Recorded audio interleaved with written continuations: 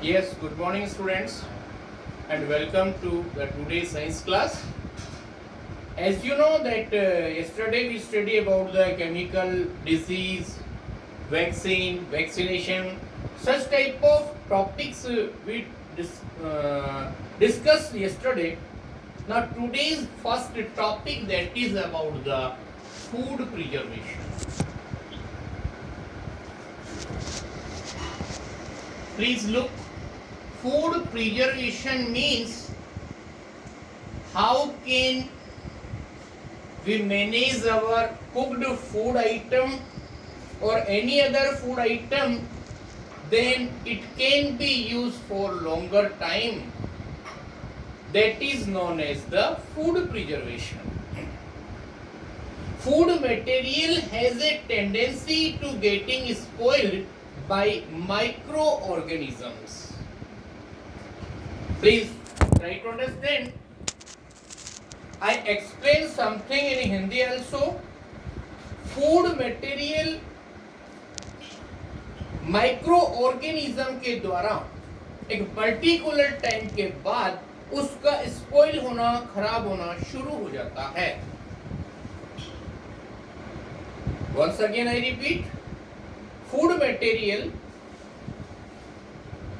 Micro organism द्वारा एक particular time तक अगर यूज में नहीं लिया जाता है, then it can be spoil और not fit for human consumption.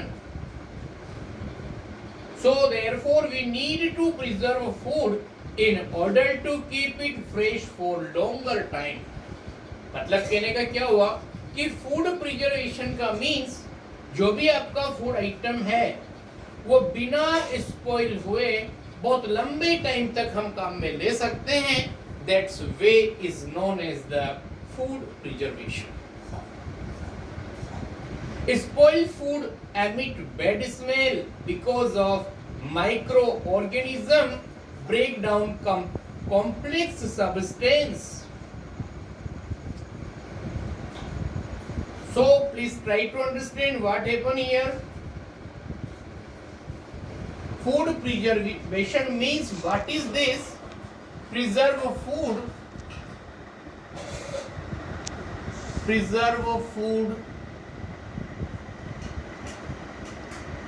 in order to keep it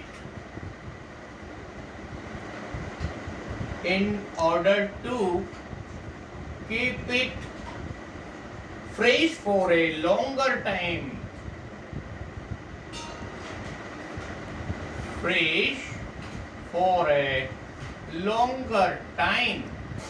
This is known as food preservation. मतलब जो भी आपका फूड आइटम है उसको अपन इस तरीके से रखें कि ज्यादा टाइम तक वो फ्रेश रहे, यूज में ले सके उसको. That's the food preservation. ये इतनी बात समझ में आ गई अपने को. अब आगे सुनिए आप. Whenever the food spoil, जब भी कोई फूड खराब होता है, then it give bad smell.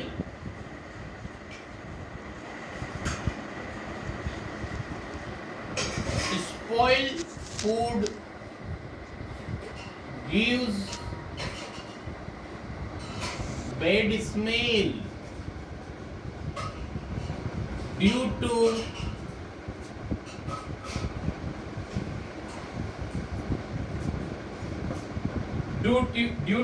breakdown of complex substance.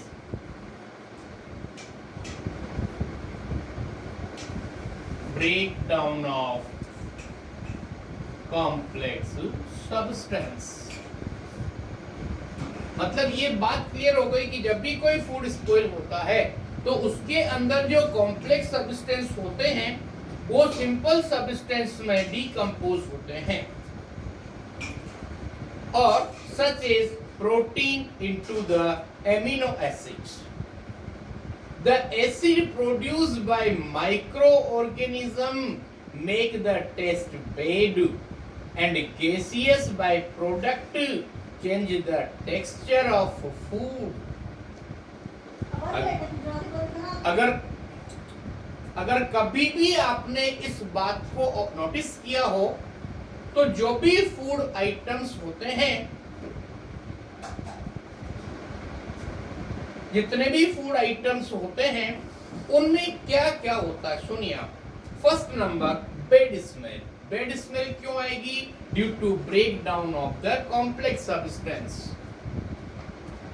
और एज इट इज, कुछ एसिड बनते हैं माइक्रोब्स की वजह से, उसकी वजह से फूड आइटम का टेस्ट में चेंजेस होता है, कुछ गैसेज फॉर्मेशन होती है। At a result the food is not used for human consumption. मतलब वो फूड जो होगा ना, वो ह्यूमन बीइंग के काम में लेने के लायक नहीं होगा।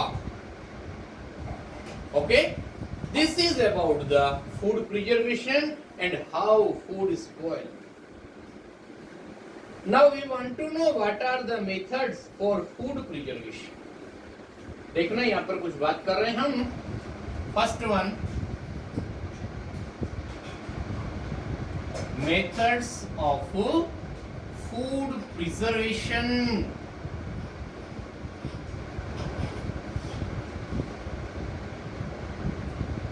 Methods of food preservation, in which first number, that is refrigeration.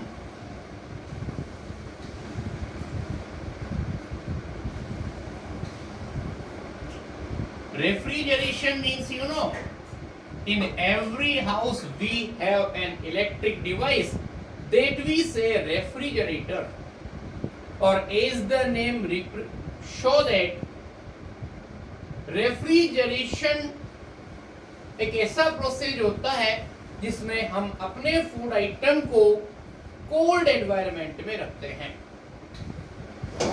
Simplest method होता है, जो भी आपका कुक्ड फूड है उसको आप रेफ्रिजरेटर में रखते हैं। रेफ्रिजरेटर में क्या होगा? The process of refrigeration is followed. Refrigeration में क्या होगा? Very cold climate is there for the growth of microorganism. Warm and moist environment is best, but you know, whenever the climatic condition or condition of surrounding are extreme, like the very high temperature, very low temperature, then microbes are not able to produce their number and our food will become safe.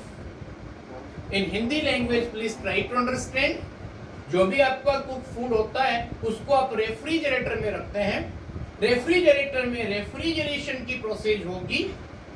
Refrigeration means हो गया cold climate. जो भी आपका cooked food item है आपने refrigerator में रख दिया, मतलब कि वहां पर बहुत कोल्ड क्लाइमेट होगा, और कोल्ड क्लाइमेट में माइक्रो ऑर्गेनिजम्स का नंबर इंक्रीज नहीं होता है, not able to reproduce their number, and at a result our food item will become safe. Okay, this is the first process.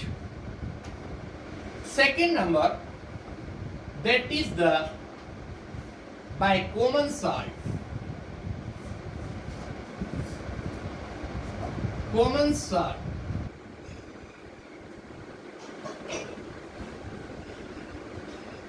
look sir, what happen in this process? Common salt is used to preserve food such as meat, fish, amla, raw mango, tamarind, etc. एक ऐसा process होता है जिसमें हम food item को salt लगाकर रख देते हैं और उससे वो उसका जो टाइमिंग होता है फ्रेश रहने का, सेफ रहने का, वो इंक्रीज हो जाता है। For example, you know that Amla, raw mango, tamarind, जो आमला केरी जिसको बोलते हैं आप, रॉ मैंगो, टैमरिंड इमली जो होती है, इनको सॉल्ट लगाकर रखने के बाद कुछ टाइम तक आप इसको रखिए, they will be safe, not spoil easily. This is clear? Next number, that is the by sugar.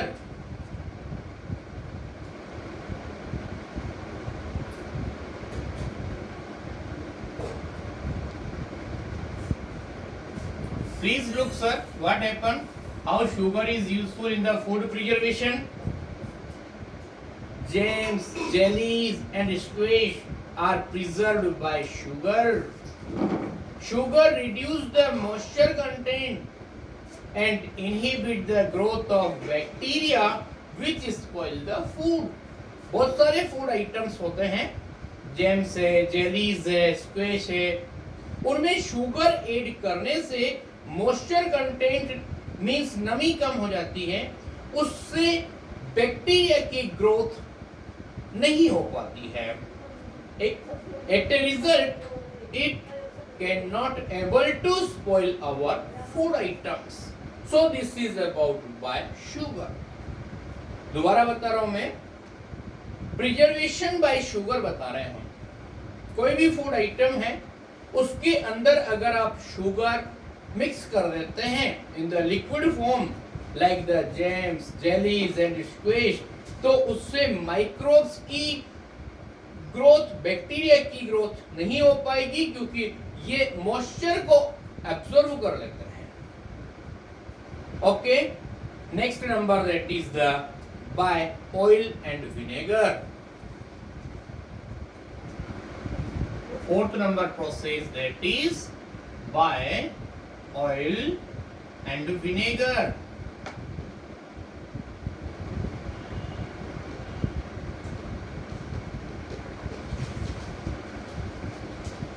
Look sir, what happened? Oil and vinegar make the environment inhabitable for bacteria. Vegetable, fruit, fish and meat are preserved by this method. मतलब किसी भी food को preserve करने के लिए कभी कभी उसमें ऑयल और विनेगर मीन्स सिरका हम ऐड कर देते हैं.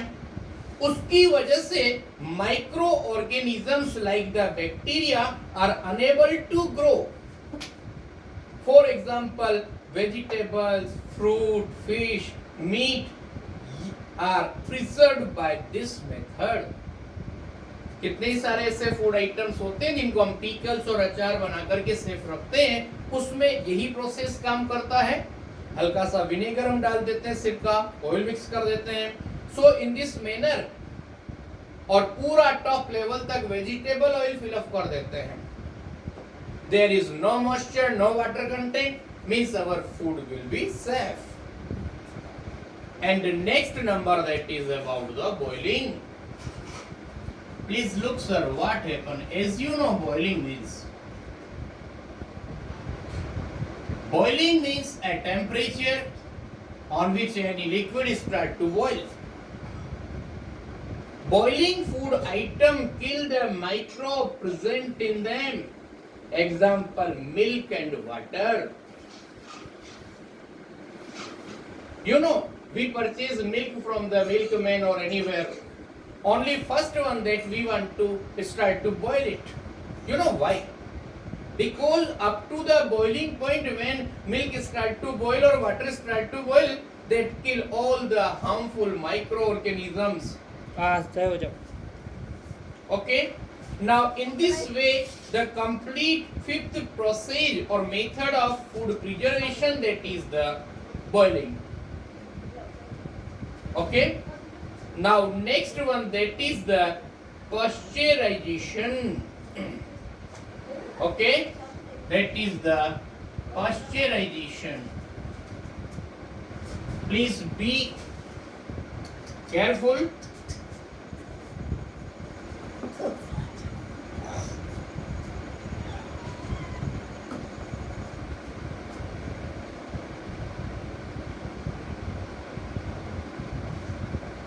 That is the pasteurization.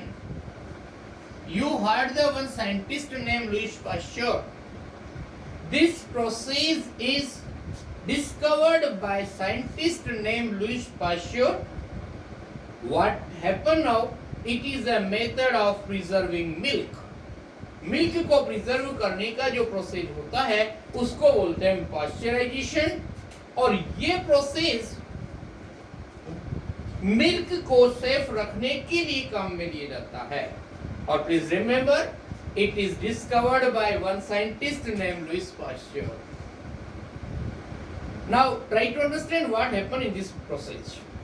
In this process, the milk is heated to above 70 degrees Celsius for 15 to 30 seconds and then suddenly chilled and stored. मतलब पास्चराइजेशन प्रोसेस में क्या होता है, मिल्क को आप लेंगे, हीटेड करेंगे, 70 डिग्री तक पहुंचने पर उसको 50 टू 30 सेकंड तक बॉईल होने देंगे, then allowed to become chilled, cool होने दिया जाता है, and then store. You know what happen in this process. इस प्रोसेस से मिल्क के अंदर या सराउंडिंग में जो भी हार्मफुल माइक्रो ऑर्गेनिजम्स होंगे, they will be finish for a short duration of time. उसके बाद उसको मिल्क को नॉर्मल टेम्परेचर पर करने के बाद रेफ्रिजरेटर में या रख दिया जाता है. This is the method of pasteurisation. Now next number that is about the Canning.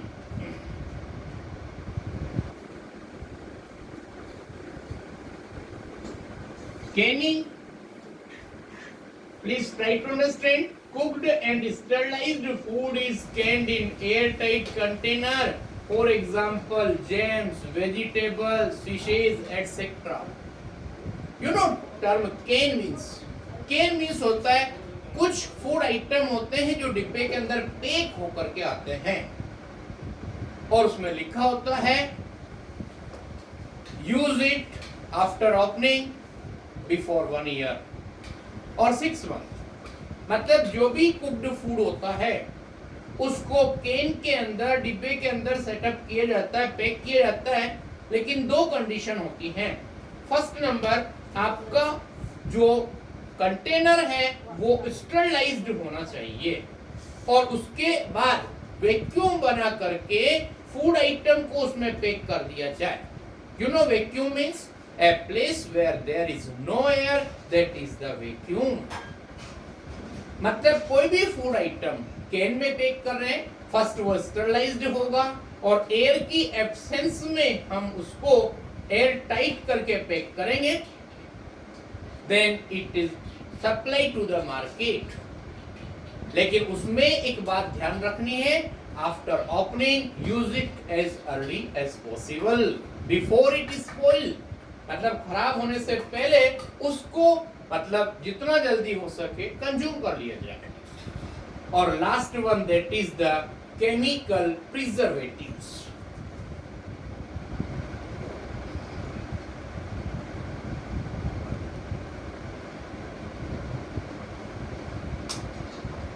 Chemical preservatives. Okay, you know chemicals which check microbial growth are known as chemical preservatives.